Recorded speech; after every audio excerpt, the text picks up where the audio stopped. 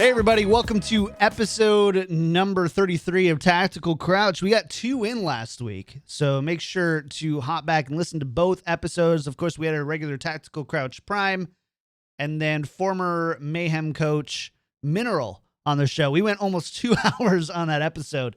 It was really fun. It was a really good episode. Make sure to go follow or check those out because you don't want to miss them, and you can definitely listen to them on your commute passively while leveling in WoW, which I am still doing. So, too much time for that. But we've got a great show with me, just the normal crew this week. Joe and Yiska, Volamel and Yiska, of course. Good to see you guys.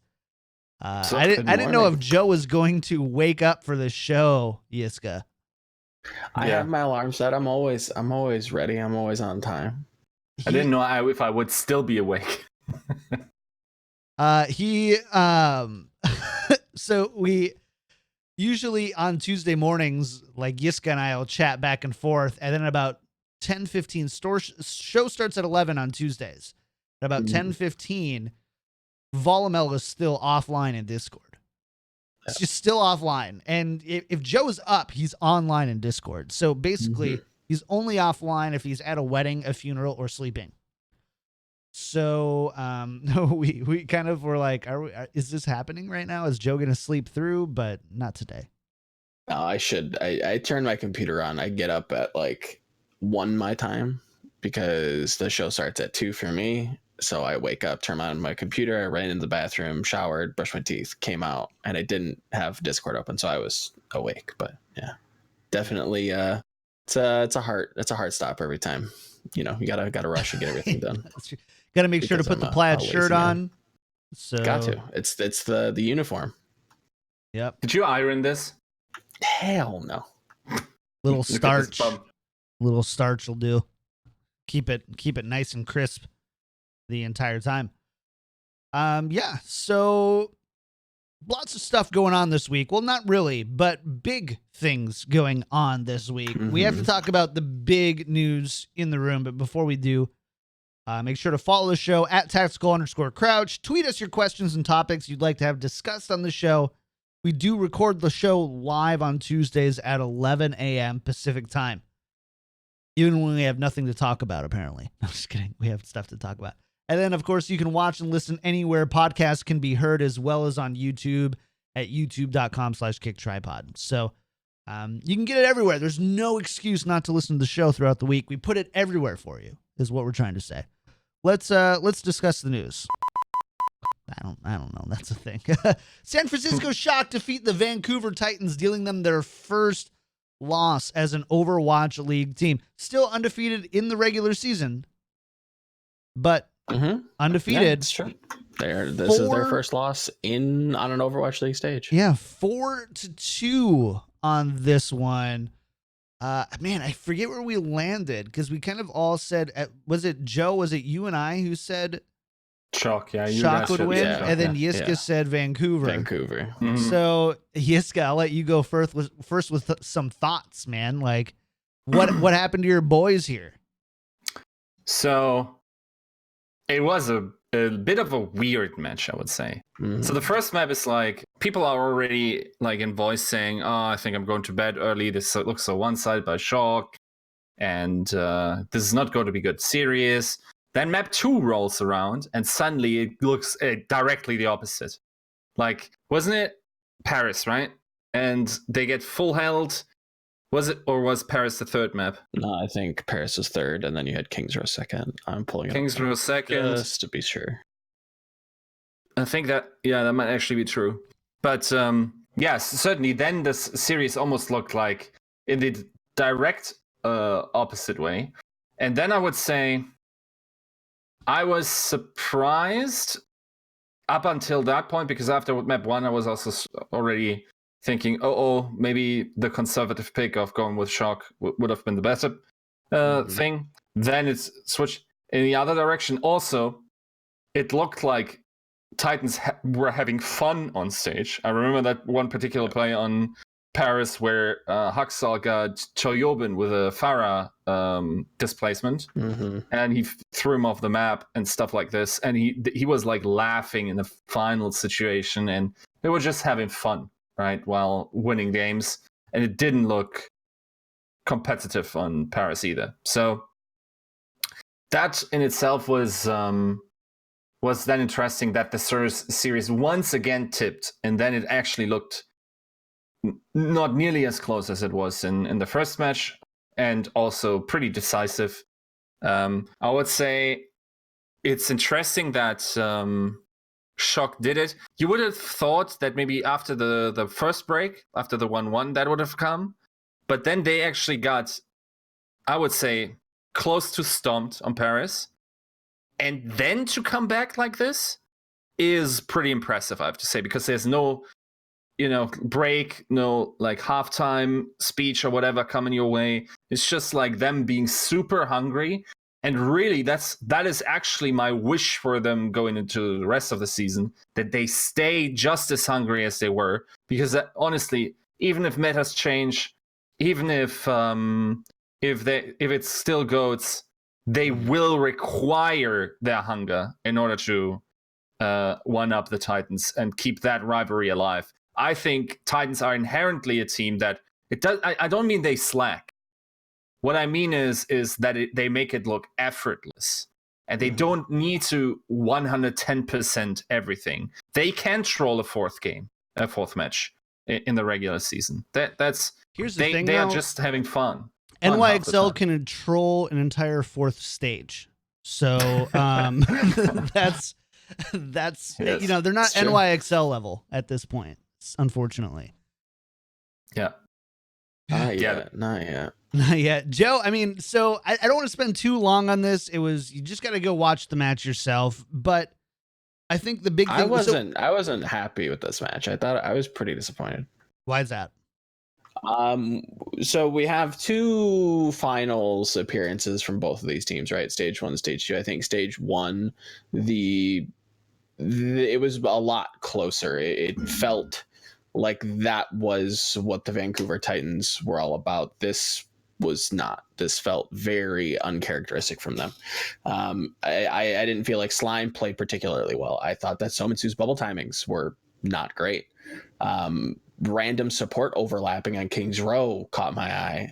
This was just a very poor performance from Vancouver Titans. Simple as that. That's not to discredit Shock. I think Shock look very good. They've gone toe-to-toe with the Vancouver Titans for 2 stages now. This isn't going to stop anytime soon. I don't predict. I think both of these teams can adapt and overcome any kind of patch changes that come their way, and I don't think the discipline just disappears from the Shock, and I don't think the kind of raw unadulterated talent goes away from the Vancouver Titans. So I think this was a pretty poor series from the Vancouver Titans. I think this was a pretty disappointing showing from them. I think that's not even like half of what they're capable of. I'm not sure even if I would describe the Titans as like the talented of the two. I would even give that to Shock. For me, they're just like the rascals, like the sage rascals, if you want. Sure. Through their experiences, they just have gotten to a position where they can just do stuff like this and know they will be fine, right? They weren't fine now. It's actually another very important lesson to once again be reminded how it feels to lose again, and maybe also get some of that drive back. Not saying that they're lacking it, but they're like, when I'm comparing it to the finals matchup, who wanted it more, I'm pretty sure that's undeniably Shock. Yeah. I mean, it is. I mean, they beat them, was it twice or 3 times in Stage 1? Just twice, right? They played once in regular, and then they lost in the playoffs again. I'm actually not sure if they... I know they played once 3-1 because I was at the watch party for that. Oh, yeah. And the other one was close. So I want to say 4-3. Twice. Yeah, so they played in the regular season, and then they played in the finals for Stage 1. Yeah, finals was for 4-3, yeah. Yeah, so finals were 4-3, and now we've got a 4-2, so rivalry is live and well, at least. There's definitely... It definitely has not been one-sided anymore. It was coming up to this point. To kind of end, do you think that do you want the Titans to become more disciplined? I feel like that's their kind of strength, almost, to be that wily rascal team that can go into something with world-class talent and just have fun and keep the morale high and be very lighthearted and play this loose style that, you know, is very intuition based at times. Because, you know, you hear a lot of people go into, you know, these VOD reviews, or you hear players, you know, I don't know why they're so good. I don't know why Bumper gets away with the things he gets away with. Like, it's just, it's a lot of things coming together. So I don't think that if they lose that, I think if they lose that kind of wily rascally mentality, I think we see a worse Titans. Yeah, it will be interesting because it's sort of, and this is sort of romanticized, but let me be a romantic here, right? In that sense, just in my mind, how I picture those teams, and it might be completely different depending on what it looks like in the coaching room and whatever. If you're a coach listening to this, just take this lesson in romance and run with it. But my idea is like, this is like a turning point potentially for both of those teams towards either opportunity or the negative. I think if Vancouver Titans sits down and overgrinds and loses that lightness, that effortless perfection, if you want, not perfection, but like this, how they play together, how it doesn't really matter if they go down by one. It's like, it doesn't also matter who the player is. They can make up a play on the fly. That is something that requires some creativity, but also requires some room. And if they were to go like too strict and now enforce structure or something, maybe a little more, not much more. Because let's be honest, if you're making it to a final, it's already great. On the other hand, I hope that Shock just keeps their foot on the pedal until that motivation just becomes part of their regimen. That's just what we do. We just go hard the entire time. We don't need motivation for that, and we don't need, or we're not discouraged, or we're not changing because we won one now. But actually, that is now our modus operandi. We just go hard all the time, right? And if they are able to sustain that throughout the season, I don't think any other team both those rosters have talent pool deep enough that they will dominate in any meta if they keep those spirits in check. And I also don't think other teams will get close. I don't think any NYXL has it. I'm missing that special ingredient for them. Yeah. So does NYXL fall? Because NYXL has always kind of been sitting at that second to third. There were parts where you could say NYXL was above the Shock, certainly in stage 1. Yeah. But in stage 2 now, especially, we've seen NYXL is a team now. Is NYXL up there in the top caliber, or now do you have S tier being Titans, Shock? A tier, let me guess, Gladiators, NYXL? Do you put Gladiators up there in the A tier? Are you not ready to yet? That entire, throw Seoul in, throw London in, what do you even make of it? No. But how do you match up that? Those teams all had performances that make absolutely no sense from the already sort of established prior we had for them. They just have breakout terrible performances. And then there's also Spark. Yeah, I don't know what to make of the teams yet. I think NYXL certainly is the best, maybe even in a tier of their own, but that will, time will tell. Where do you put Gladiators now? Yeah, with Gladiators, with London and Spark, I would say. And yeah, we could argue Dallas. Like B tier? Yeah.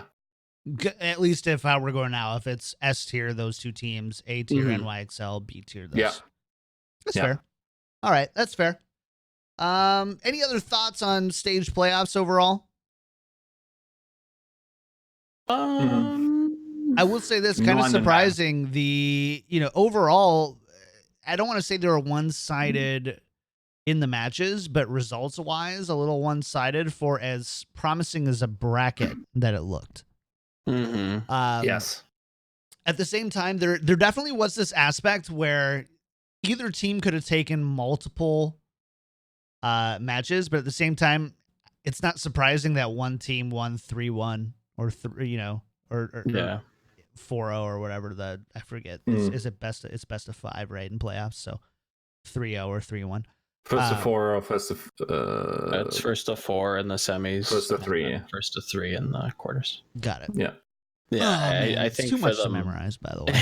Too much. all of the different, schedules and how things are formatted, it is a bit annoying to keep track of. But I will say that the middle 2 matches, Spark, Spitfire, and Excelsior Gladiators, that could have gone either way, and I think we painted that picture quite nicely. Obviously, it didn't go as expected. I think we expected London to put up more of a fight, and they just didn't. And we expected Gladiators to put up more of a fight, and they just did. I felt like London especially had a lot of steam put behind them from like the community overall, the casters, the analysts, even us. Like it's hard. Yiska finally started busting out his London gear again, and then after this, he said to go pack him up. So, he's all over the place. Got to hang up the plaque. I mean, it's just frustrating to see teams so consistent. Like I said that I'm like drained by Seoul betraying their potential. The same is true for London. Let's be honest. I think as much as we want to talk about New York being inconsistent, I think you could talk about a lot of different teams being inconsistent. Seoul, London being very much inconsistent, or is that is that inconsistent, or is that just that there are a lot more teams that are closer than we think? Or maybe I think this is like big inconsistencies. When you look at London in stage 1, or I'm sorry, not stage 1, but season 1. You see their massive peaks and valleys starting off the season really, really well, going toe-to-toe with New York. Granted, this was the beginning of the league, so we didn't know exactly how strong New York was at the time. But we see New York continue their dominance throughout the regular season. London fall off a cliff. Then they come back towards playoffs. They win the first season. Now we're still seeing shades of that in season 2, and it's becoming more of a systemic problem rather than just a individual. I think something has got to give with them. Probably similarly with Seoul and even NYXL. Like there's something about the way that they're built. There's something about the personnel that just isn't working. Yeah, the thing is, honestly, I wouldn't even put NYXL in there. The only bad performances, I wouldn't even say they played super bad against Atlanta. They were just outstrated in a sense.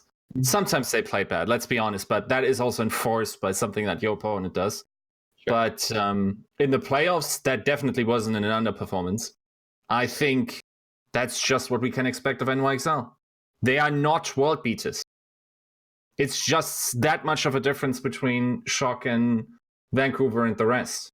Like that was just if you run this 100 times the series, this is the average performance. That is how good we can expect on average the NYXL to perform against one of these top 2 teams. And Shock would have smashed them as well. Mm-hmm. Yeah, without a doubt. So, last question, and then I do want to move on, and I'm gonna double check this just to make sure I'm not stupid. Yeah. So Shock stage 1 go 4-3. Was that just a severe underperformance from Shock growing into themselves? Like why can a team go 4-3 and then go into a perfect 7-0? And I think once they realized in the finals that they actually could take teams, the best team in the world, toe to toe, I think that was a big realization that they came really close to doing something really great.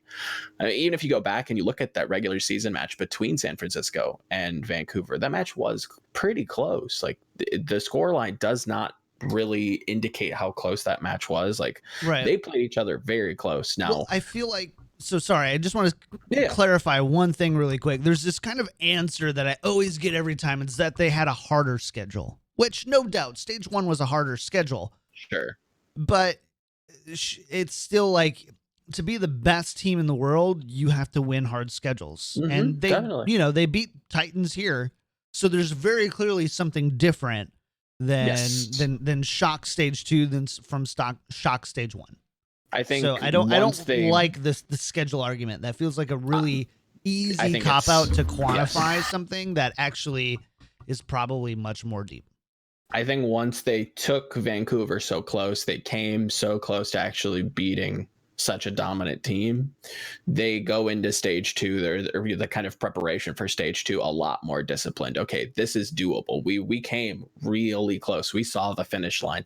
If we just tighten things up, we run a tight ship, we can actually do this. And this is what happens when you have prime Shock. The discipline was there. Yes, did they have a pretty questionable schedule in terms of, how strong it was this stage? Sure. They dropped 0 maps. That is a clean and disciplined team right there. Titans, again, we can talk about their style and how loose they play. They drop maps, though. Shock, nobody's taking a map off of us. We're going into the finals. They drop, 3 maps the entire playoffs? Like, this is a strong team. I think that was a wake-up call from stage 1. Fair enough. All right, I want to go on to the next step here because I think we spent a little longer on that than we had originally planned. Florida Mayhem continue to make moves. Signed Fate last week. This week, Byram. So, am I saying that right? I think. Byram? Close enough, anyways. Byram, formerly of Blossom and NRG Esports, and supposedly, or not even really supposedly, it's pretty kind of well known at this point, was kind of removed from Blossom for boosting in a dramatic fashion, if you can understand Korean. So I'd love to get your thoughts. I mean, you two are the Korean scholars here. So when it comes to Byron Overwatch, was never a name that inspired a lot of faith in me. I'll tell you that right now, Mayhem fans, all 2 of you.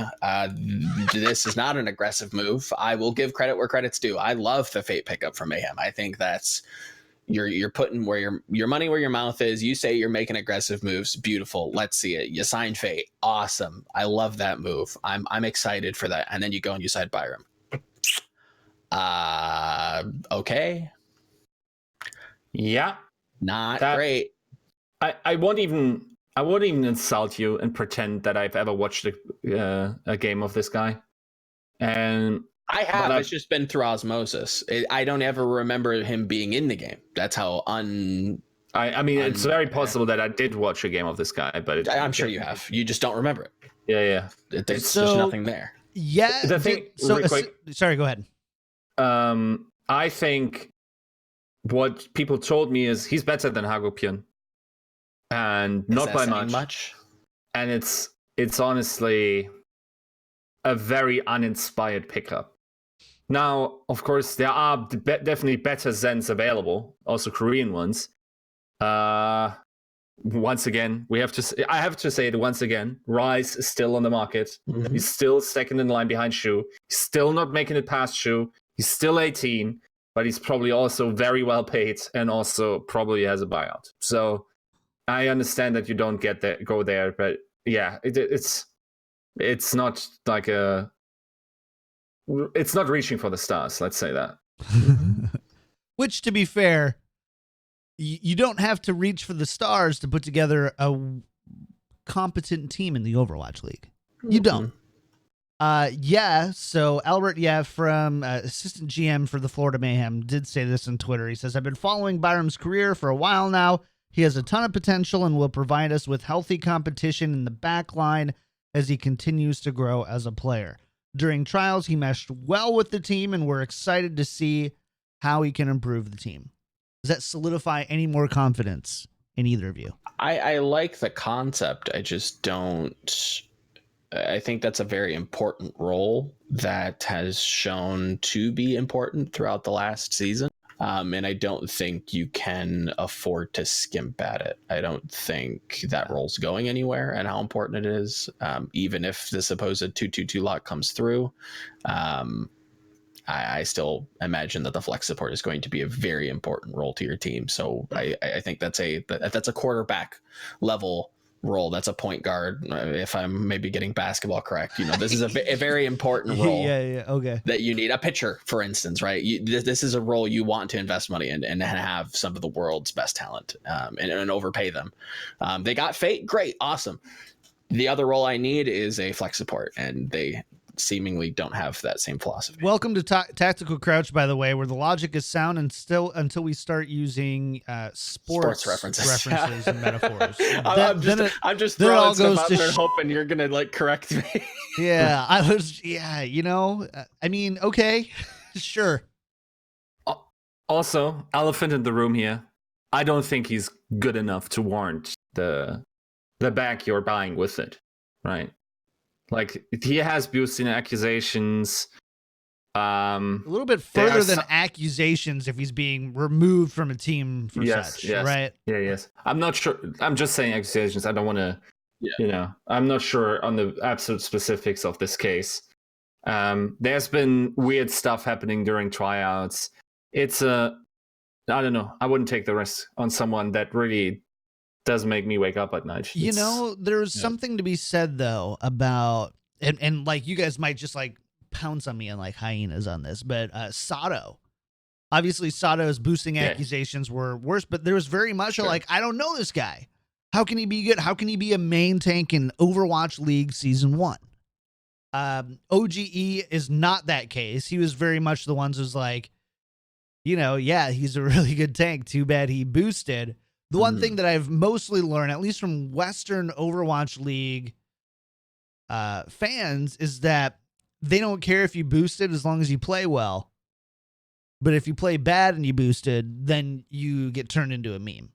So definitely. So, I mean, from that perspective, like, does it really matter if he's boosted in the past? For the majority, I don't want to say the majority, but the majority of Overwatch League fans whose tweets that we will actually see and understand, does it really matter if he's boosted in the past? Is that actually a character flaw for putting together a winning team with a good attitude?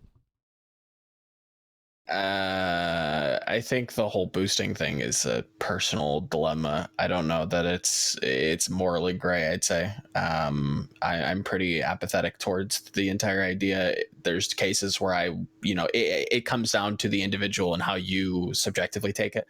I know from not experience, but historical precedents that a lot of pro gamers aren't the most wealthy. A lot of them come from pretty meager backgrounds, and being able to monetize something that you have a skill in, I don't really hate, but I can also see other people being a little bit hog wild, playing in the kind of dark alleyways and pushing the boundaries of what is morally gray and leaning a little bit more into the criminal underworld-esque with the match fixing and whatnot. It is a little bit odd, but I think it comes down to the individual and how you take it and how the player is, what their story is about. Yiska, thoughts? You good? I still feel like I still lack critical information of the things why Koreans. Okay, so there's one thing. You can intellectually grasp an issue, or you can be someone that. Did my Alexa just. Alexa, stop. Great. You Great job. All right, very much. All right, sounds good. Okay. You can intellectually grasp a concept, or you can experience it and therefore subconsciously and then also emotionally understand it. And the severity that a lot of the Korean players, the Korean community reacts to this tells me that it is probably a big deal. And what I care about is having Korea stay the environment to create elite level players. And if the latter is suffering from this, and therefore less talented people play Overwatch as a result, I care about that. And therefore, even though the act might not seem intellectually, morally questionable to me, it is still like you just have to enforce behavioral things that overall make the structure weaker. And I think that is just one of the parts. And especially it's about the severity of the infliction as well for me. Sure. Like if you boost it like 3 games, okay.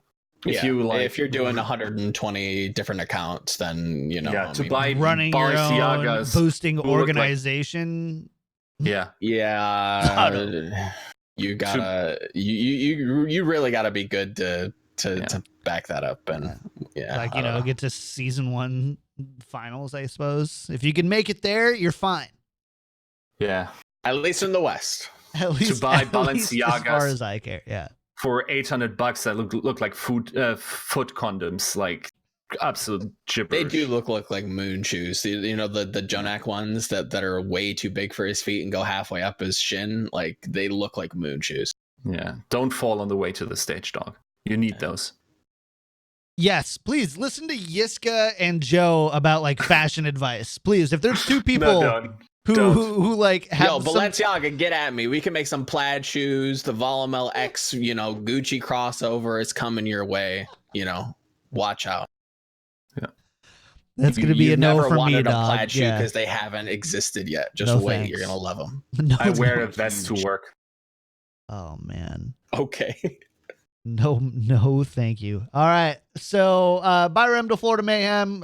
Kudos to Florida for trying to do something. Trying. At least they're trying. Like, at least they're not just, dragging their heels, digging their heels in like the Outlaws, right? Last one, and this is a pretty interesting one. The Immortals organization looking to purchase Infinite Esports, including, I believe, including Optic as well as the Houston Outlaws. Yep. This is also like. So there is something that says that you can't a owner cannot own 2 teams essentially. Mm-hmm. So the Outlaws would have to be sold under a different company or whatever, and I'm sure there's lots of stuff going on there. So that's interesting. Before chat bounces off and be like, "What's going to happen with the Outlaws?" Like they're going to be sold. The Outlaws are going to be sold somewhere else. There's a lot of different people that I think would be interested in a fairly cheap Overwatch League roster. Like, I'm sure you're getting this on a nice discount. Dude, if Immortals bought both had Valiant and Houston Outlaws, they would have a total of 6 wins, which would still not put them in playoffs. A combined franchise. How much are 6 wins in Overwatch League worth? 14th place. Yeah, $80 million. Like, it's ridiculous. Like, I think there's a lot of like big organizations that would be interested in a bidding process for the Houston Outlaws. But yeah, they wouldn't. Immortals can't have both teams. It would be a massive conflict of interest. And Blizzard's can't work.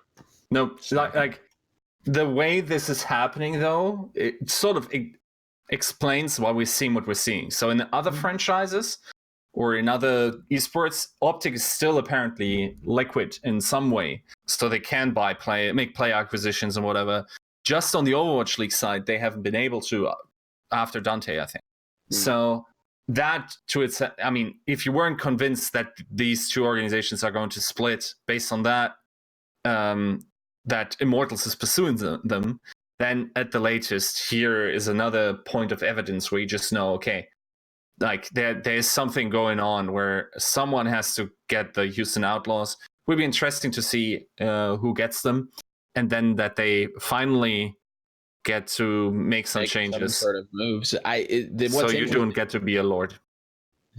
That is worrisome. We'll have to see exactly when this purchase takes place, how much, and what ends up happening with it. Because if you're going to sell to another organization, okay, well, maybe that organization has stronger branding. Maybe they want to influence the branding of the Outlaws with, their, home team. For instance, let's say G2 wants to come in and make a bid for the Houston Outlaws.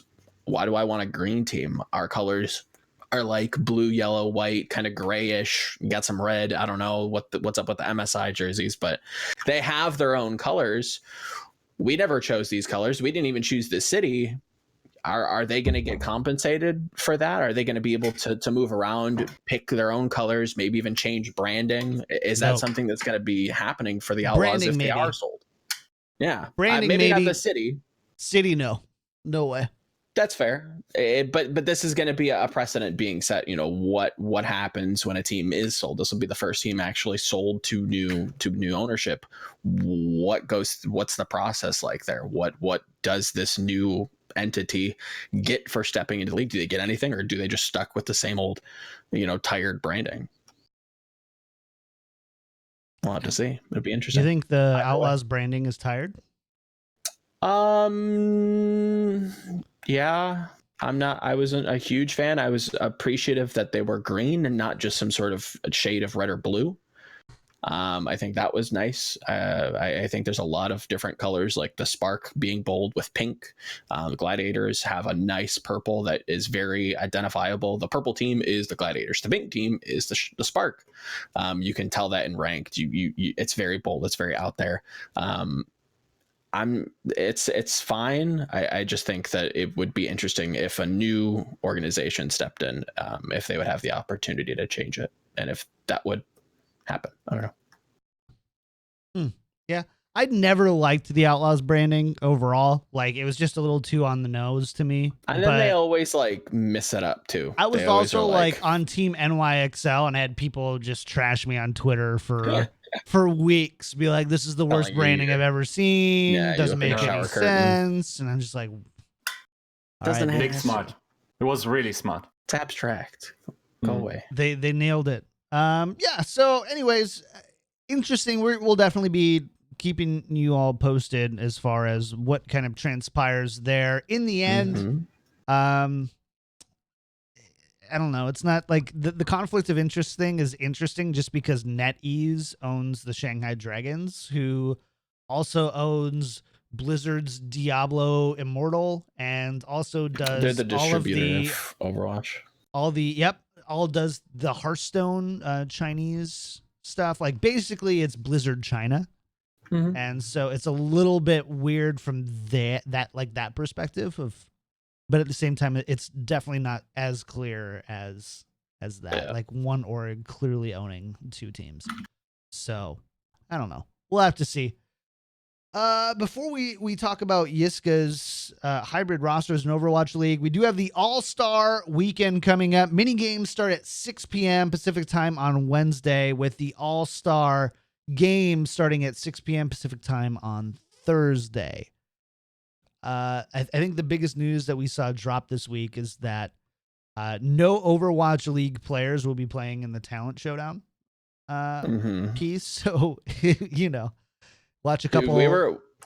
Me and a friend, Vals, see you in the chat, at least earlier. We were watching your boy Danny Lim, because he'll be playing in the Talent Showdown, and watching the scrims that they were having, it was entertaining, to say the least. It was fun going in, hearing the comms, Uber trying to dictate the pace, Semler tilting off the face of the earth, love him, but there's only so much a man can take. When you have a higher rated player on the other team, just kind of reflecting your proximity mines into your grill. But it was funny. Danny, he plays Overwatch sometimes. He tries, and he's very, very lovable. And we'll have to see what exactly happens. But all right, it'll be interesting, I would say. I'm much more interested in that rather than the All-Stars. I'm interested in the Talent Showdown. I am really interested. This will kind of validate our feelings a little bit, what the All-Star game viewership looks like on Twitch versus the Talent Throwdown, or whatever they're calling it. I personally think that we might see a world in which the Talent Showdown thing actually sees more viewership than the actual All-Star game itself. I do not share that opinion, but it'll be interesting if that's the case. I could be completely off base here, but man, they're number one, they've been hyping Twitch, it up on their Twitter way more. Sure. Twitch, and again, Twitch maybe, including because I think it's on ESPN over the weekend, in Disney XD. So to be fair, like that could be totally different. I don't know how those demographics work and how it would be they interesting, interact to with be social fair. media and everything With else, all but the people coming out of the woodworks to tell me that, you know, the Vancouver Titans are my favorite team, and we only vote these players in because we hate goats, and then hearing a pushback against that. Again, I'm still trying to figure out what the community thinks. It's you're a fickle bunch. So it's just figuring out who am I talking to today? You know, the collective definitely does not have a singular opinion, which is nice, but it's tough to pinpoint where the majority sits most of the time. all right. Wait, the community thinks? Nice one. IBBP 26. There is thought there. I don't have to agree with it. Yeah. All right. Here we go. Here's the big one on the day. So Yiska made a tweet, and man, I want to remember the exact right words so I don't butcher it. So Yiska says, long-term mixed teams will be the way to go. No additional clarification. I asked, what does long-term mean? He responds, next season, I think much of my argument for it relies on league structure. So, Yiska believes that the future of Overwatch League is with mixed rosters. And I want to discuss this a little bit more because I may not be totally convinced, which is probably already a point in your favor. So, Yiska, tell us a little bit more. What do you mean by mixed rosters? I want to know what mixed rosters mean, what long term means, and what that success, like how you're measuring that success. Is it just in viewership numbers? Is it in just overall competitive viability of games? Is that who determines the competitive viability of games? That kind of stuff. Okay, so mixed rosters for me, and we have to be honest, mixed rosters will predominantly be Koreans and some. So some Korean players, simply because for their proven, it's unarguable at this point that there's something, and I don't even want to argue what it is. I just can observe that there's something there that makes them consistently be the best at Overwatch. So that will be the bare bones or backbone of every team that wants to win a league, I think. And then the other half of the team, and I don't want to, be rigid in that half or whatever, but the other half would then be the nationality where this organization is from, or you can also have European players because most of them speak perfect English. So there's little cultural and language barriers there. So in terms of long term, why I said what I said is because some parts of my argument rely upon the new structure being in place in the way we imagine it to be next year, meaning we're traveling most of the year for like they said 14 home games. That would make it 14 away games if they keep it at 14. I'm not sure how rigid they are on these numbers. They've said stuff like this in the past, and then it was completely turned around. So I wouldn't, nail myself to that number. But I think what we're not going to see is a circuit that moves around from arena to arena. I think we're going to see home games much more frequently than that. And that in itself requires certain things. We can start with visas, right?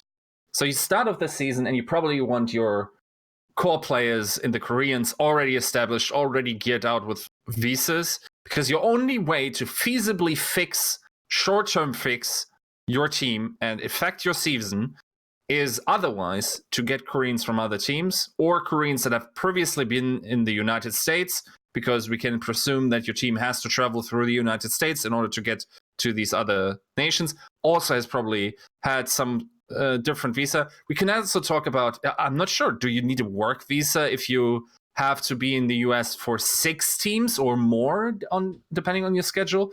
Those are questions to be answered. This is why we need bench, by the way. This is why we need bench here. Yes.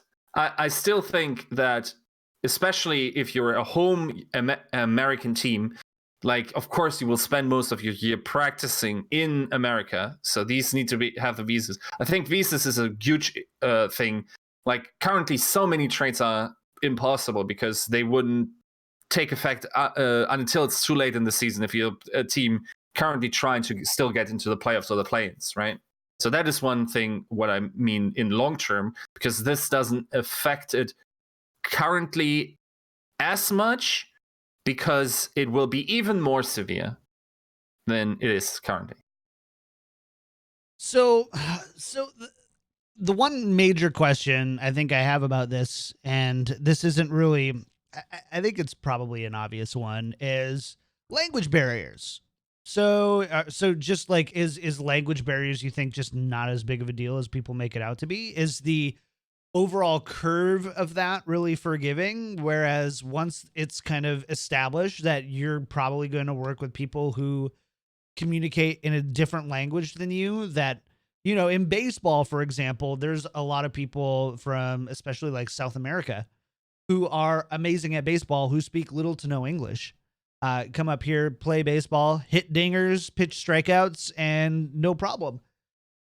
Baseball doesn't quite need the communication levels that Overwatch does, but there is this concept of, you know, these players as well, being, you know, raised in the Dominican Republic, are learning English terms almost from the beginning, even like in very poor parts of the country who have strong, quote unquote, baseball training programs or whatever.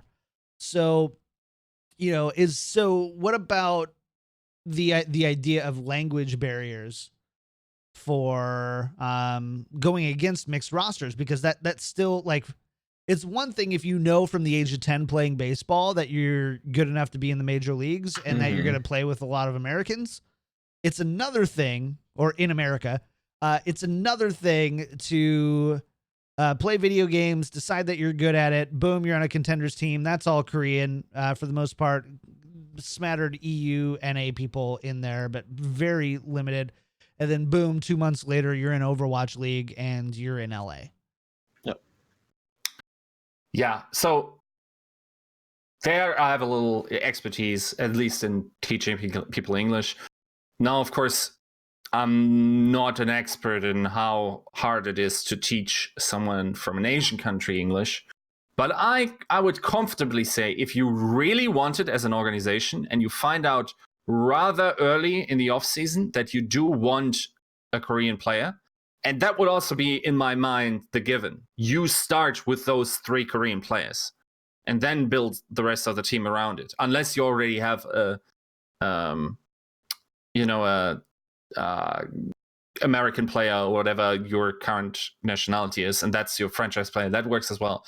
But I think it's very possible to speak a very serviceable level of English within 6 months if you really wanted it, with daily language lessons and whatever. I've done it for at least Eastern Europeans where it works. Of course, that might be my ignorance in not knowing the linguistic differences, syntax, and certainly can throw a wrench into learning it. Sure. And then also like letters and whatever, but still, I think it's very possible to be serviceable.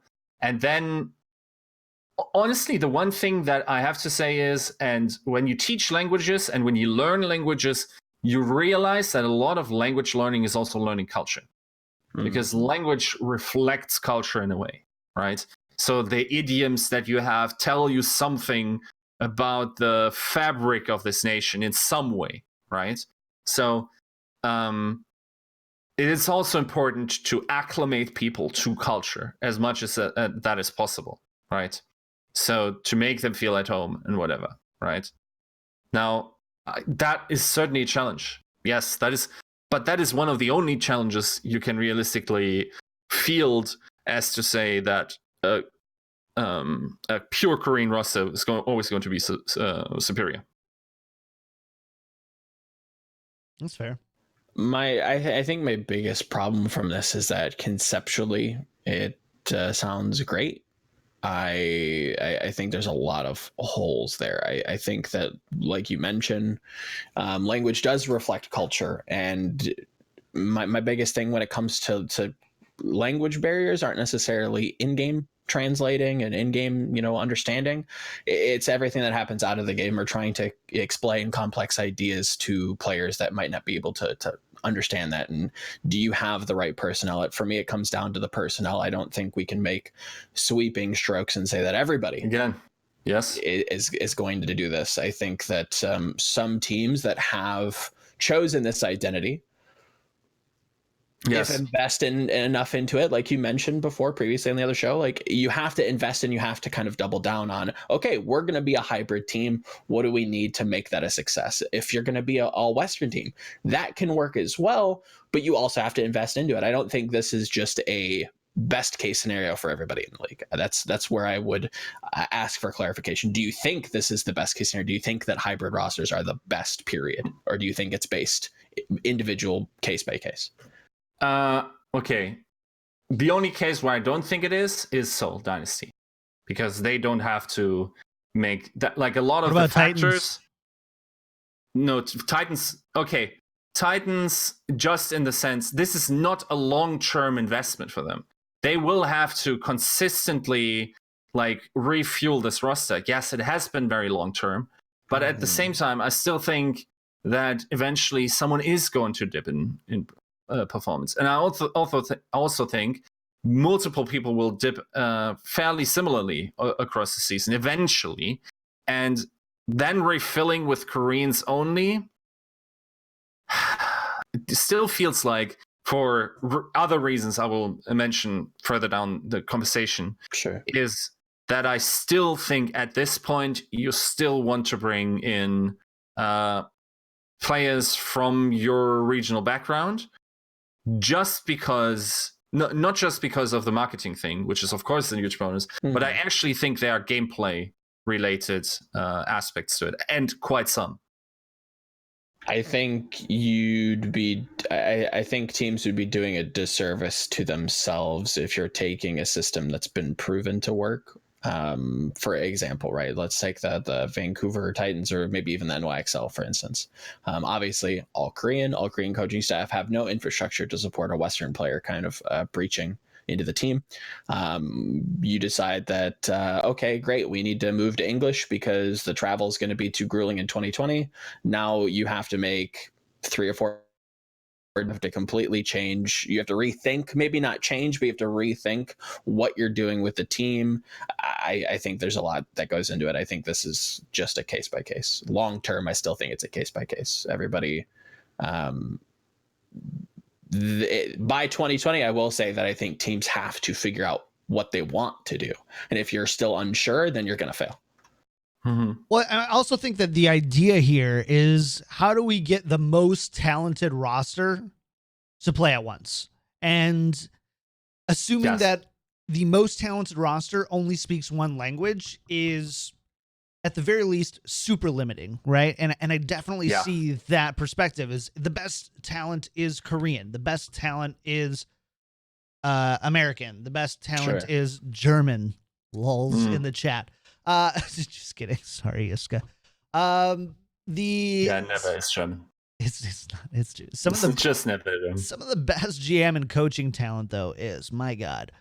So besides that, they're really good at telling people what to do. So there's this idea of how can you adapt an organization to accept the largest amount of talent without having these cultural differences, affect at a level that would cause you to play worse than you would if everyone spoke the same language. Mm-hmm. And we've seen it work successfully in sports. So you're definitely not totally baseless in the sense of having an idea of this works elsewhere. There is still a really kind of raw and kind of undefined talent gap that we still see even in competitive Overwatch League, but just competitive Overwatch in general, where you still have teams going 0-7 with Korean players that are also teams going 7-0 that are completely split. I mean, the Shock Titans are essentially two teams battling out this for either side. The best of both philosophy here. Mm-hmm. I mean, even I have to agree that just based on empirical evidence, one has to say that currently, still in the system, pure Korean teams have historically done better. And that is true for London Spitfire last season, NYXL, now the Titans. Is there another full Korean roster? That's certainly not Seoul. Yeah, but in general, like there's less negative examples of a pure Korean roster. Sure. It's just again the structure will change so much next season, and of course, crucially for me, what I'm more and more realizing is that it isn't necessarily about the players. For me, it a lot relies on the coaching, and for the coaching to be Korean, that seems to be an important aspect of coaching. It's at least in some parts. I also think that the idea to have two coaches in sort of a similar position, or two coaches that just share responsibility, one Western, one Korean, that work together and don't let that divide happen, is very important. And sort of to like mesh these cultures, it is hard, not going to lie, but it's probably also more challenging than having a homogeneous roster in that regard. But the upsides of having that work, just like look at the current season, right? There are currently, Sinatra is my season MVP so far. Sure. Super is arguably the best main tech in the league. Moth is a top 3 main support. Was that true? That's also a copy pasta from last year. Like I swear that's a copy pasta from last year. Yeah, that eventually came true. Yeah. And we have to say Krusty, but also Junkbox guidance, and Shu, I think is also one of the analysts, but just like a really diverse roster. By the way, you can also look it up. In every industry, the diversity of opinion and of backgrounds is valued. The value of that company goes up. It's an absolute economic reality of performance. You cannot deny it. I don't care about your personal politics. That is just empirically true. And that in itself, just like the cross-pollination of ideas, of cultural aspects, of maybe, you know, if you have leadership that can tame the undesirable parts of one's own upbringing and then bring it out in the other guy that's lacking in another area, or and to cross-pollinate in that regard, right? It also makes it raises the level or the desirability, the market price of your players. Dude, even like Sinatra displaying that he's able to play amongst Koreans, if you now wanted to sell him off to a purely Korean team in order to get that hybrid roster, his market price certainly is inflated by that variability, right? Mm-hmm. So it makes sense. It makes sense because the Korean talent pool is not an endless well. It's almost okay. It looked drier than it now does, right? Right, but eventually, Overwatch. It's probably also not about the player numbers. Korea keeps surprising. At the start of this contender season, I wasn't convinced. I'm still I will debate everyone who tells me that these last 2 contender seasons were as good as they were beforehand. That's simply not true. There's certainly a degradation of talent, and also because probably coaches have been siphoned out of that scene, right? So I think that's the biggest problem with all of this, is that it has little to do with the players. It has more to do with the market demand of the players. And by proxy, you need someone to coach them. And there just isn't enough coaches to go around. And that's why this was my big problem with when Mayhem decided they were going to go full Korean. Okay, you now have to pay almost an inflated value for a lot of these players because they're going to be scouted by a lot of different teams, because a lot of different teams have either full Korean or partially Korean rosters, where there is comparable talent elsewhere that you could get on the cheap and be able to find a coach to coach them on the cheaper, right? It doesn't make sense financially in terms of just pure capital that, again, you're kind of just bleeding here. I don't think the talent is degrading. I will say that. But I don't know if that happens. willing. Yeah, of course. That happens in a situation like this where you all of a sudden open up the ceiling for a new elite tier of players, right? You got the lower scenes, but they fill themselves out. The question isn't if, it's when, like, Korea meets demand, and if EU and NA and China, and honestly even like South America can like catch up to that before Korea quote unquote refills, right? Because there's still a pretty well established, like, hierarchy isn't the right word, but I'm going to use it anyway. Hierarchy of, like, these players eventually kind of come in, these coaches eventually kind of come into these roles and, you know, find a way to normalize what will and bring it up to the level that an Overwatch League team is going to go, yep, I want that. So that ends up being the question is, yep, you're right. Korea was in many ways gutted of their best talent, as was NA, as was EU, but to a lesser extent, right? To a lesser. There wasn't, besides like Misfits, right? Like Misfits, I think, is the only full. And then Paris like snagged a couple. Paris a little bit. You had Envious a little bit, but like you didn't really have full Western rosters getting picked up in the way that you had London. I mean, Houston, you had Seoul. It wasn't anywhere near like I would say that. Yeah, Houston, full sale like FN or GFE for the most part. I think they added a couple people, but for the most part, it was like that was the core. But even then, like, would you say that was the best that NA had to offer? I guess at the time, maybe that was, you know, amongst one of the top teams, but you never took the coach. There was, you know, who knows what ended up happening with that. But it seems like there is going to be there's going to have to be a change if it is a hybrid move. I assume that more teams are going to be filling out their bench to kind of answer a lot of these same questions that Yiska is posing towards the midseason. I think you're going to see teams just add midseason talent. Look at the Fuel. You know, they like their contenders main tank. What do?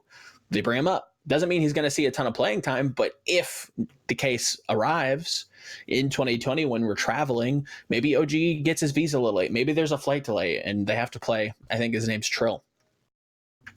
He's fine. Yeah. Right. He's a good main tank. He'll be scrimming with the team. Will he see starting time? No, but you're going to need that bench to rely on because travel is a logistical nightmare.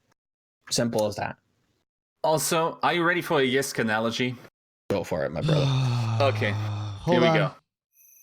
I'll just start it now. Go ahead. Okay. All right. So think of a player as like a PC that should run your games, right?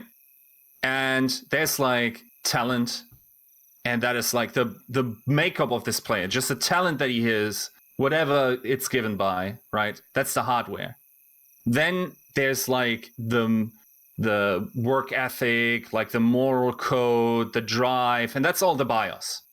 Okay. And then there's the software, and that's put on by the coach to like run strategy and run like microplay, whatever. And this is very annoying, by the way. The sound. Sorry. The software, right? Does anyone really believe that Koreans have better hardware? Fuck no, dude. Get the fuck out, you racist piece of shit. All right?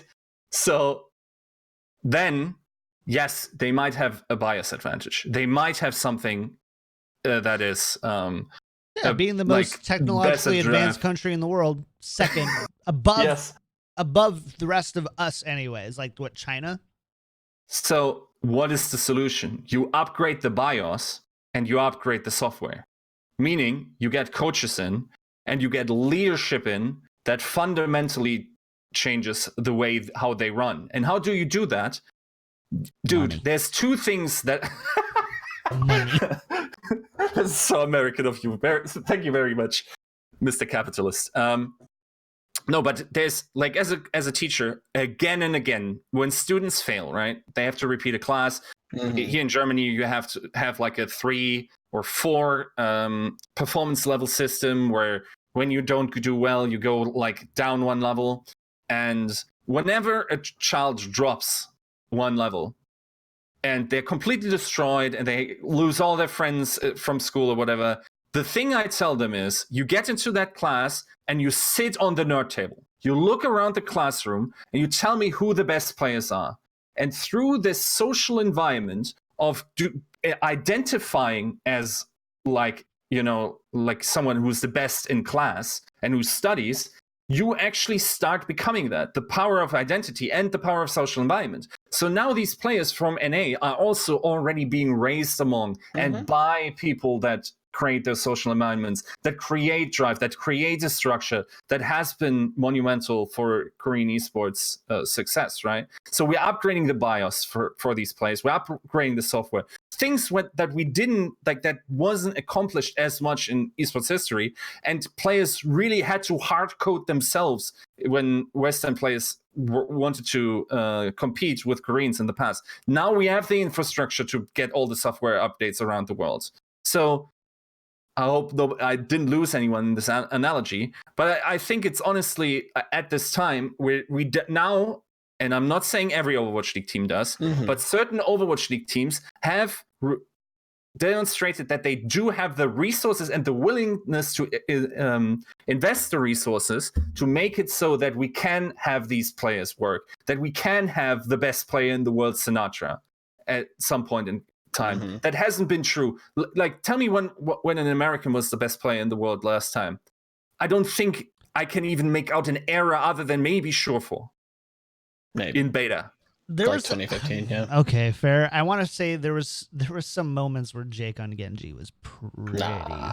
Dude, come at me, man. Like a Reddit all-star. Come at me. A man that never watched Contenders Korea during that time. That's fair though. Never played Korea. That's or fair. Apex. Yeah. No. Yeah, That's I mean, sorry. Korea, Apex, they're the same. Yeah. Yeah, that's fair. I Upgrade guess. your BIOS Right. kits. I was wrong. I was wrong. So I think now we're kind of coming, and again, I agree with you, like conceptually, this all sounds great, but what happens when we don't have the people to identify good bio? What happens when we don't have the people? We fire the fucking hack engineers. We gotta fire him. Fire him. bring. But who do you bring in then? There's only so many people that have demonstrated. Okay, then we go back to their well's empty. Now what? No, we haven't gone at the well of talent scouts in Korea. We've gone in at the well of coaches, and by the way, we have not even gone at the well of talent scout in the West. No, yes, that is in itself is a problem. Talent scouting is a problem. I think that's a whole nother discussion, but I don't think talent scouting is the dilemma here. It's building a successful environment. That is running low in numbers. There's only so many successful Korean coaches that you can say, okay, you have a track record to prove that you can provide a meaningful environment and you can build a meaningful environment no matter where you are. There's only so many people that can do that. So you're either taking a chance on somebody that says they can, but their track record isn't as pristine, or you take somebody that has an experience building, but maybe doesn't have the success as much as the other person. So there is a trade-off that I think we're just kind of glossing over and saying, again, in concept, this would be great. If we can just do this, that'd be beautiful. I think there's a lot of logistics that make it harder than it seems. You know what the actual tragedy is? You know how that talent agency thing that GGA tried to do with like Alakis back in the day, where they got multiple teams in? Imagine if Huck was the guy they asked. Dude, we would be swimming in it right now. Like, how dope that would be. It certainly would help. It would incentivize people to at least trust the system. I have a question. Sure. So who ultimately though ends up scouting the scouts? And then from there, who scouts the scouts? Yes. It all comes back to one place, John. I'll let you figure that out for yourself. It all comes back to one. Nope. Money. Nope. You can. I'll let you go down this line. You're a scout. Who scouts you? How much? Who scouts you? I don't know. How much you want? It's not a question about money. Like, how much you want? You want like $500,000? Will you put me together a team? Here. Who's recommending you to the other person? Bare hands. Who was bare hand recommended by? Money. Okay. We're going way off here. Yeah, I have no idea what you're trying to tell me. I think this always goes back to Blizzard. These teams don't know what they're doing. Especially some of these traditional. They're getting better though. Come in. They are. Money's getting smarter. I think with time, the scouts who scout the scouts will improve. You also know what it actually is, which is dumb. Is it money? Content. Oh. It's like actually people have gone out there and said this team's going to be good or this player's going to be good. It's people who have gone out and done that on their like effing Weebos and YouTube channels and whatever. And I've said, like, honestly, there's a big part of it, right? Like, does Harsha get a job if he doesn't have his YouTube videos? No, probably not. In season 1. Does he? Probably not right away. Probably not. He was so close. Same thing. Dude, Harsha is a top 3 talent scout in Overwatch, and he was very close to not getting an Overwatch League job. I know. I would say that there is a very real... It literally comes down to if Joe gets an OWL analyst position, which he should. If Joe gets an OWL analyst position, it will be because of the things that he said and the talent that he has recognized publicly ahead of time, because that's all people still have to go off of. In too many cases. So, yeah. Anyways, that's something totally different, but like it's right now the scouts and the scouts outside of Korea are either affiliated with a team that does well, or they are a person who has publicly told people who's going to do well before or as it happens. But those people are, again, that comes back to like you then have to take a chance on that person. You then have to say, you don't have any track record of success, Mr. Twitter analyst. You've made some pretty bold predictions. You've made some claims that's why I'm never getting an analyst job, by the way. And this is something that's thematically throughout the league. I keep telling everybody, you follow the coaches, the players are going to follow, right? If you see a coach, they've worked with so many other different players, those players are going to follow them to these teams. It's a safety net environment that they've created. They don't want to take risks because this is still a formative year within the Overwatch League. They can't afford to take risks yet. We don't know if this is even going to work. So we have to be aggressive and try to, find a solid baseline. We can't go for the plays that we would if we knew this was going to be, a 20-year, 30-year esports game. I sympathize with that, but there has to be somebody who does take that chance. There has to be a team. There's too many teams that there's not enough positions. There's too many positions and not enough people to fill them. So you're going to have to fill them with somebody, or you're just going to fail. I do want to clarify one thing, because I'm worried that people are going to take what I just said about Harsha and Flame out of context and say that the only reason why they got a job is because they made YouTube videos. That's not what I'm saying. I'm saying is when you are a GM or a CEO or whatever, and you're like, who do I pick to pick my roster for me? Because dude, you know that Andy Miller isn't scouting people for NRG in the Shock. He's not doing it. He's going, I need somebody who knows this, and basically through whatever means necessarily go and find people who have proven themselves to be able to do that. One of the easiest ways to prove is just be like, look at what they've said and look what's happened. 1-to-1. They're smart. They are definitely both very, very, very much qualified for the positions that they're in, at least in this respect. Speaking of, Shock is a beautiful example because I don't think Sephi of the Atlanta Reign gets enough credit for kind of helping to shape how that team has looked in season. Who decides that they're going to take a chance on two underage players, not let them put, that are unable to play for the first, 2 stages of season 1 and then have middling results. Boom. Yep. It's impressive to set them in the right direction with certain players. I think that needs to be recognized, and I think that's kind of fighting against the grain of what was said at the end of last season. Oh, it was a waste. You can't afford to invest in players like that. Well, apparently, these are 2 players that have been incredibly formative with how successful they are in season 2. So I don't know that the community is entirely wrong, but I think there is a grain of wrongness there that if a player is good enough, you can invest in them and sit them on the bench and just wait. They will, if the scout's right, and if they scout the best player, things can happen like the Shock from season 1 to season 2. That is an interesting or an important investment, I should say. Yeah. What I will say is, one thing that is also incredibly important, just like as a mantra for the entire scene, is to say, take recommendations seriously. Don't only nepotistically, if that is the adjective for that, suggest. Actually, yeah. Actually, adverb. Don't just recommend your friends because they're friends. Mm-hmm. Be very sure that they are able to hold that job, and also compare that to the environment they're in. Nobody gets to deserve a job because he's a friend of mine.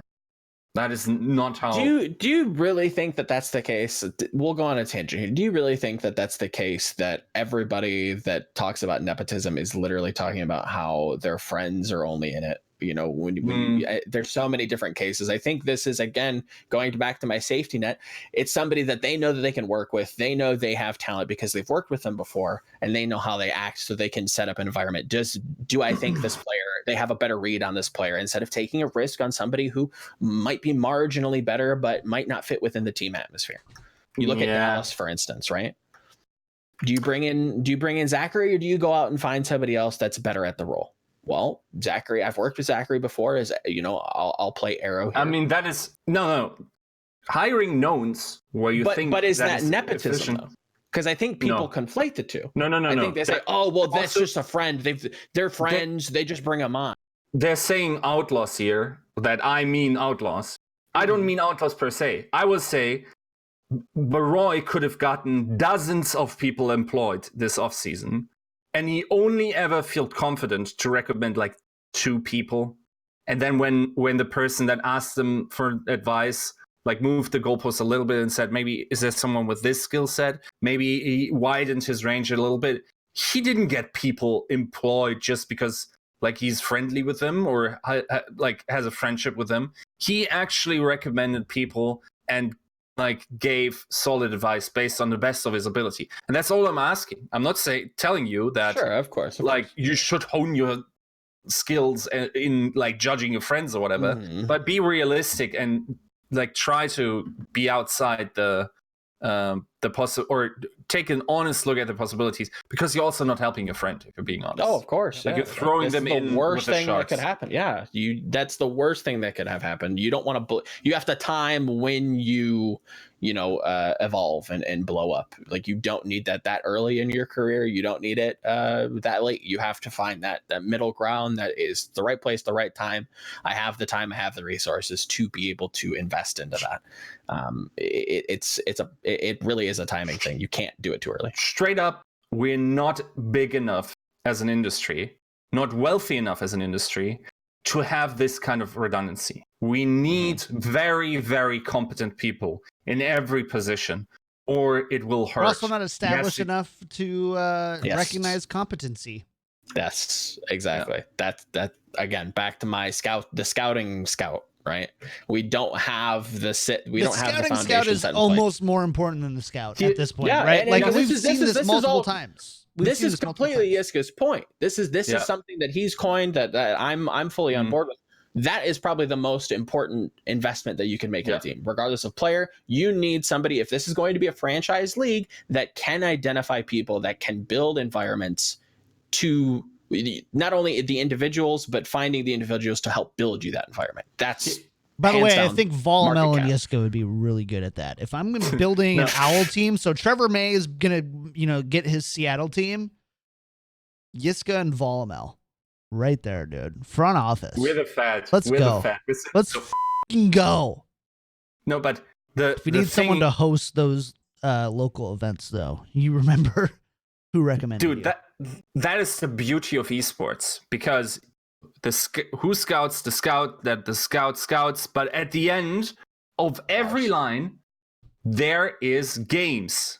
And there are victories that you can apply to someone down the line. Yep. That is empirical evidence that actually, over a respectable amount of time, has brought the victories. Made is one such person with second wind that had them way longer. Once again, in my opinion, has made a team overperform over their talent level in contenders. Second wind as an organization, whoever does whatever they're doing, for them to be able to stay competitive with as much poaching as is going on. Maybe he's not good at contracts, but he's certainly good at looking at talent. Mm-hmm. I need to ask this question then, though, because there's another name that comes up with the inverse of people who have gone from teams who maybe have quote unquote overperformed to now teams who are underperformed. Bare Hands, right? So you have Bare Hands coming from NYXL, who is a team that obviously did very well in season 1. You bring him to the Mayhem and you see plateau, if you're being completely optimistic. You could even say got worse from the end of season 1 to season 2. So is there a world in which the GM can actually not affect the team as much as we're postulating here? Okay, definitely. Can I just go in outright? If this second rebuild fails, out you go. This project is done. That's fair. If there's in sports, you continuously will have managers that, because people also in startups realize through failure, if the person has demonstrated an ability to learn, then that is not a loss and you can reinvest in him. So if this rebuild looks better because they learned from the certain things and they become more competitive and there is a trajectory, a noticeable one to think, then the doubts are gone, right? Or not completely gone, but you can continue a working relationship. If this is the same train wreck, you're gone, mate. That just has to happen. I see chat talking about budgets. Now, let me make this very clear. There are teams that are doing infinitely better than the Mayhem with very tight budgets. That exists. So it's not a budget question. Mayhem do not have a not tight budget, to be fair. To my knowledge, that is also true. They're about middle of the pack in terms of budget. So I'm not sure if that's true, but I will, we had my Mineral on. Sure. It's not, him being the only coach, they didn't make considerably much more resources available to the team. They're still probably in the bottom third of investment. But at the same time, so is Boston. Yes, exactly. That's obviously the standout. And take Boston out of it, though, because that's part of going into the Boston org. Right. That's part of being a New England Patriot. Sure. It's just you're gonna get underpaid, you're gonna get overworked, but you're a win, damn it. That's just kind of part of the thing there. And so but why is that not the requirement for Mayhem? I think because that's not what they've built their. Yes, they've taken. And it's not like there's a spreadsheet somewhere where all the GMs get to see how much everybody is spending on their roster. No, that's true. It's definitely, we're talking about things that we do know or think we know in terms of what they're being paid. some things get offered, and then we extrapolate based on that idea. Like, It's of course NYXL possible might that- have said, let's just spend as much money as possible. Let's just Yeah, spend there's a lot of as much teams money as that possible to win. look at the because shop. that's what the other teams are going to do. So how much can we afford on a roster? Okay, we can spend $5 million. All right, let's spend $5 million. Whereas Boston might have been like, you know what? Let's find the best talent here. I don't think everybody's just going to go and look for who's the biggest names here, and they're going to be fought from. How much of a difference is there? Like, there's definitely philosophical difference, and we're not old enough of a league to be able to like say which one is right or wrong. No. Yeah, I mean, it certainly there's some. In German, we said Welpenschutz, like for there's this Dapenschutz, Welpenschutz, Vapenschutz. Yeah, big vapes, dank clouds. No, it has nothing to do with vaping. Vapenschutz. It's like for puppies. So puppies rarely get bitten because there's this thing in their face that makes them cute to mammals, and Joe has that. Yeah. Yes, and you will never outgrow it. But yeah, that's why women only call him cute, never hot. Oh no. Friend zone on a podcast with two other dudes. Let's go. I say not being in a relationship. Okay. But basically, yes, because the industry is so young, people should assume Welpenschutz at this point for some of these people that run into a honestly pretty new system for the entirety of, like, it's very, very new grounds, and there's new metrics, and it's all hard. Yes, but again, I have to be very unfair and require you to be the absolute most talented people on your team if you want to be a GM. Fair. All right, there's a couple of mailbag questions. We have to go through these quick because we're already going long, and I don't want to go much longer, but they were really good questions. So I want to go through these really quick. First, from Beardy McBeardface in the Overwatch League daily Discord, which is still a thing, but not really. Go to Yiscord. Go to Yiscord. That's my go-to. Like, that's where I've like said, you know what, Tactical Crouch is going to live here. But this was a really interesting one, at least from the answer. Mayhem has a minimal chance of making playoffs this year, and Fate, being a Season 1 player, has his contract expiring at the end of the season. Wouldn't the Mayhem be better served by acquiring upcoming talent that they can lock in for the next 2 to 3 years and build up for Season 3 and 4, signing a tank who is going to be sought after by other teams and probably going to command a fairly high salary seems like a big risk. He may just get picked up by another team in the offseason. What do the Mayhem gain from this long term? Yiska, you're the one who provided some insight into this question, so maybe where some incorrect misconceptions came about. Okay, can you elevate the explanation real quick? You just got a message that was important. Okay, fair enough. Sorry. So Yiska's mom DMing during the show. Yeah. Yisk mama, come on, let's go. So it was the questions about signing Fate in the middle of a season when they had perceived that their contract is expiring at the end of the season. Okay. All right, I remember. Okay. So one thing I'm not sure of if that actually works at all, if that's even possible in the Overwatch League based on the contract structure. From all contracts I've seen, contracts aren't bought out. Contracts are re-signed, and therefore the new duration of the contract starts running up again. Now, that doesn't mean that it is impossible. I don't know. I'm not a lawyer. Definitely don't take my word for it. I'm just saying, based on the contracts I've seen so far, where people switch teams, existing contracts don't run up the signing with the first org. They start up forever, whatever the duration is, with the new organization.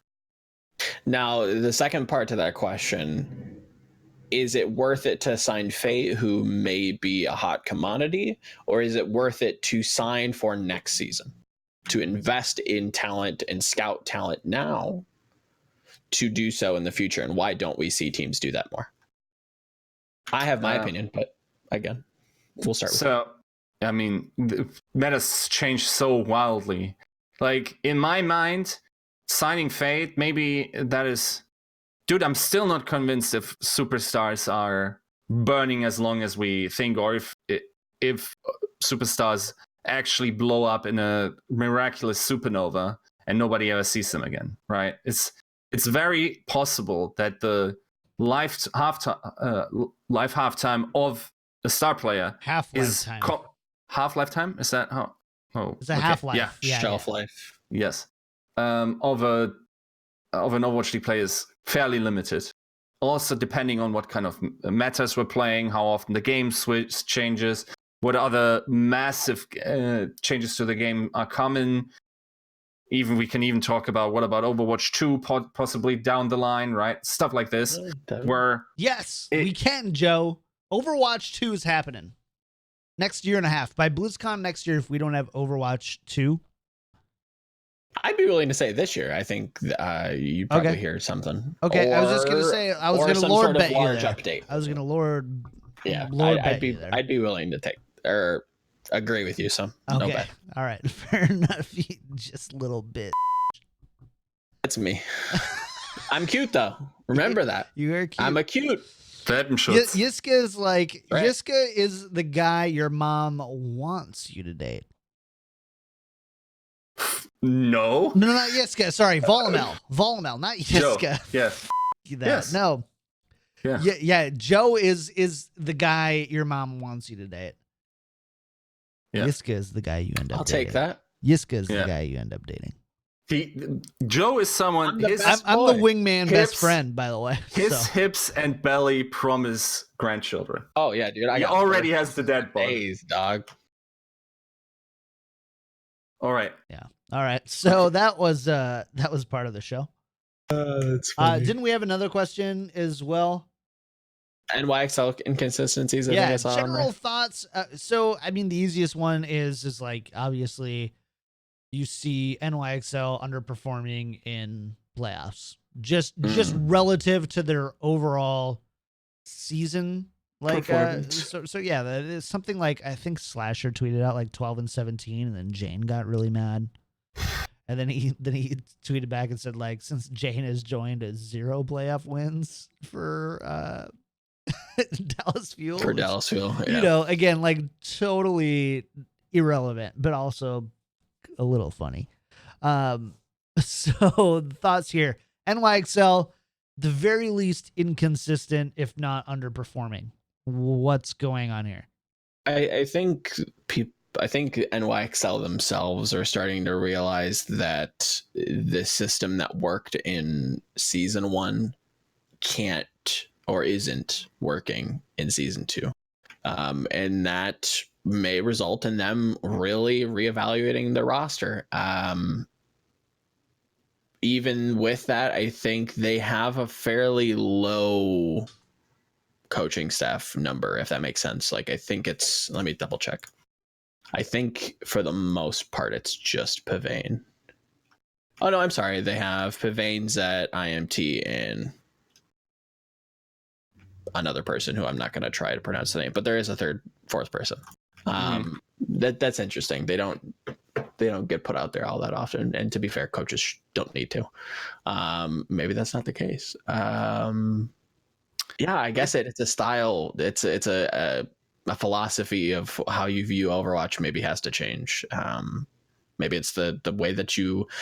I think I would say it's a style. I think I'm willing to put my foot. But okay, wait. So let me get this straight, right? So we're talking about playoff matches, right?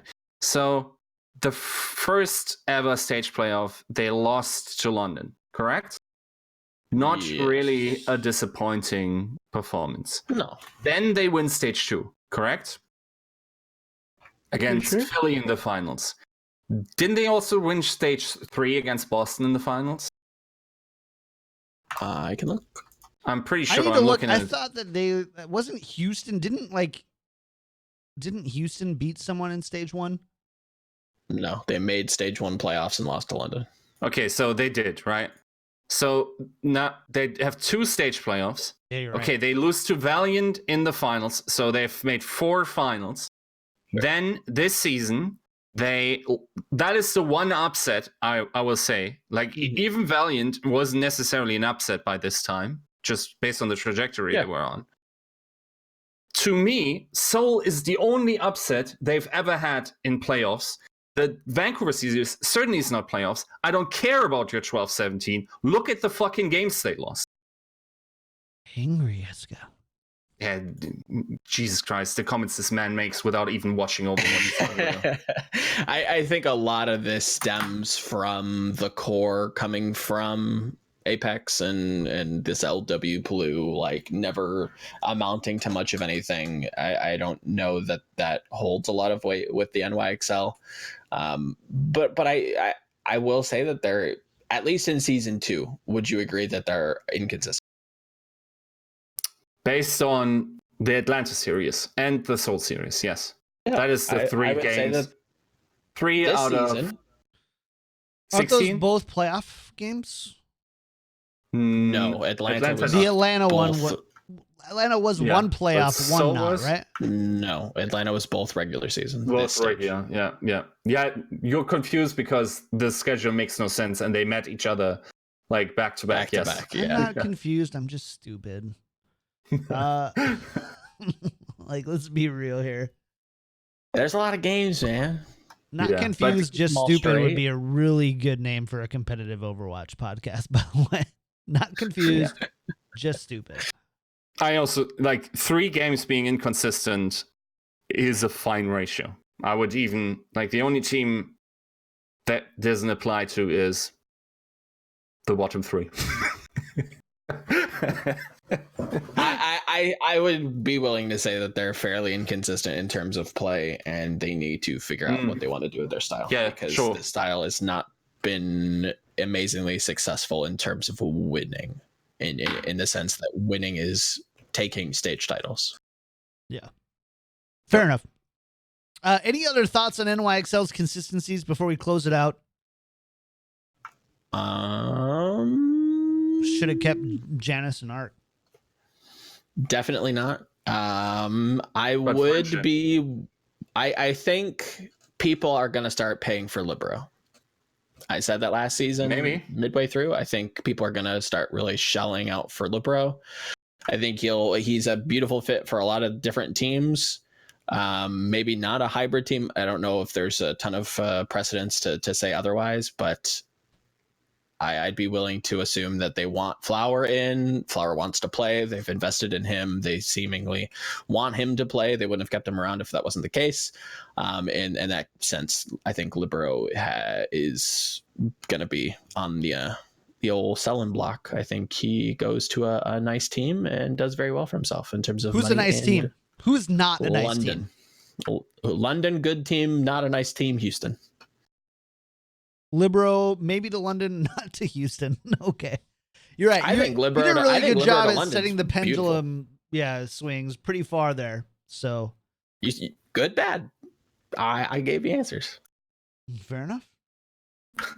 Even though like London is not a pendulum, it's more like a guillotine that just what are these knives called? You know, that you have like in Dark Souls that swing from left to right and like a scythe. Kick you up the that's London.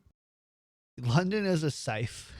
Whereas there's some sort of booby trap and some sort of temple. All right, fair enough. So we're gonna go ahead and get out of here. By the way, chat, if you are still here, we're gonna stay after we close out here, answer some of your questions. So don't go anywhere. But if you are listening on YouTube or any of the podcast outlets, iTunes, Google Podcasts, Podcast Addict, this is going to conclude the show. Big thanks for hanging out. Really good show. Really fun show. We almost were like kind of worried about, can we make this show interesting this week? We're like, yeah, we can do it. Yeah, we can make it happen. So that's what we did this week. Thank you for tuning in. Make sure to follow the show everywhere at Tactical Crouch and subscribe, like, donate, whatever you need to do. We're still talking about that Patreon. We've gotten some thumbs up saying like, yeah, I would love to support you guys through that way. That would make a lot of sense for me. So we're still talking about it, but yay or nay, make sure to let us know your thoughts on that. Before we get out of here, though, Yiska, where can people find you? What do you have going on this week? So I think I'll do thinking it over on the investment topic, how investment pays off in Overwatch, just to once again signal boost this concept, because I think it will do well in the wider community and resonate a little bit, and also maybe kick some investment loose, maybe some willingness to invest. Other than that, there's sadly no Overwatch really going on. What I will say though is I will be at the Atlantic Showdown, so if you're someone visiting there, just watching, definitely say hi. Awesome. Check that out. Joe, what about you, man? Shout outs. What do you have coming up this week? Where can people find you? I still got my my article still in the works. We're just waiting on some art to be created. Once that's done, we will be publishing. It's going to be a big one, so be on the lookout for that. Nothing, I'm a narrative guy. I'm not a leak guy, so don't assume it's leaks. But it's a nice journey through the history and the future and analysis of a certain player that I think deserves it. In terms of what's upcoming, I'm going to be trying to do some content around Pacific Showdown, and why I think that'll be a very entertaining showdown. Maybe not the best Overwatch in the world, but a lot of different picks. If you're somebody who voted all stars based on DPS, maybe you want to tune into Pacific Showdown. Awesome. As for me, you can find me everywhere at KickedTripod, at KickedTripod, Twitch, YouTube, everywhere else. You can find other Overwatch content. If you're more just like chill, just kind of overall, like you can go to Joe and Yiska for very specific Overwatch League, competitive Overwatch stuff. Like my expertise is like microphones and Warcraft. Microphones and Warcraft is basically the only thing that I've brought to this world. On my mother's tombstone is going to be like her son knows about microphones and Warcraft. So yeah, right. But follow me everywhere at KickedTripod. Make sure to follow the show at tactical_crouch. Follow us to tune in live 11 a.m. Pacific time on Twitter at tactical_crouch. And anything else that I can think of? Not really. Thanks for tuning in, guys. You guys have been amazing in Twitch. We're going to be back right after the music, answer some questions, hang out, maybe go off the record a little bit. So make sure to stay tuned after the music. We'll be back. Thanks for tuning in to episode 33. 33, man. 33 episodes of Tactical Crouch. We're still going. We'll see you guys next time.